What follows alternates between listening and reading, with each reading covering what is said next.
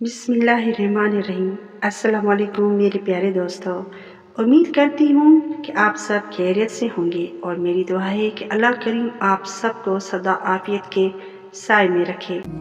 میرے پیارے بہن بھائیوں، آج کل کے معاشرے میں ہم انسانوں میں حسد اور جلن اتنا بڑھ گیا ہے کہ اس حسد اور جلن میں انسان اپنی انسانیت مار بیٹھا ہے۔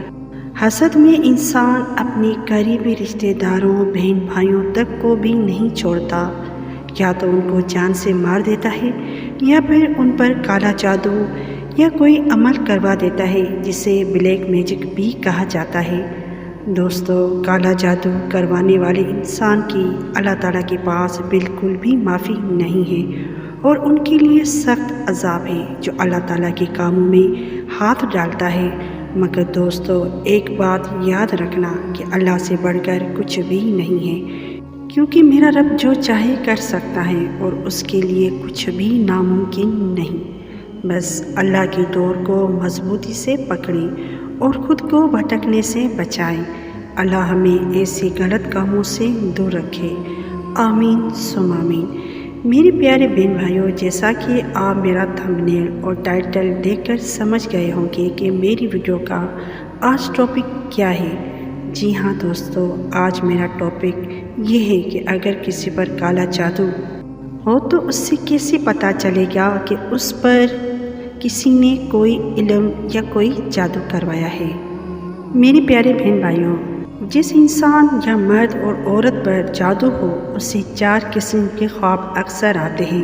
ان میں سے پہلا خواب یہ ہے کہ وہ اکثر اپنے آپ کو سنسان جگہوں پر دیکھتا ہے، یعنی انسان کہیں گم ہو گیا ہو یا کسی ویران جگہ پر بھٹک رہا ہو اور سنسان جگہ پر خود کو دیکھتا ہو۔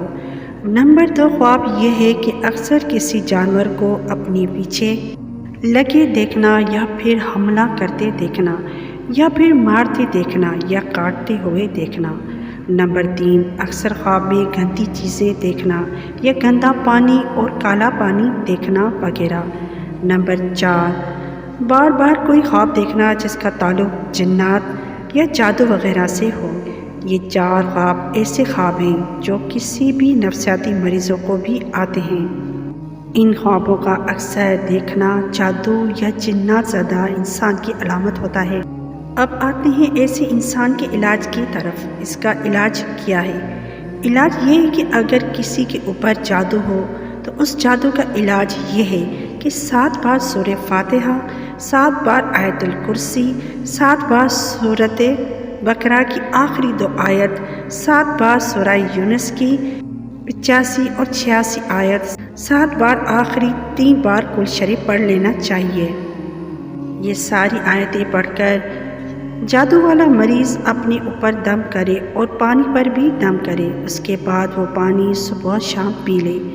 جب تک اس پر جادو کے اثرات رہیں گے یہ عمل کرتا رہے، انشاءاللہ اللہ تعالیٰ اس کو صحت عطا فرمائیں گے۔ دوستو، اگر ویڈیو پسند آئی ہو تو اس ویڈیو کو صدقہ جاریہ سمجھ کر ضرور شیئر کریں۔ شکریہ، جزاک اللہ۔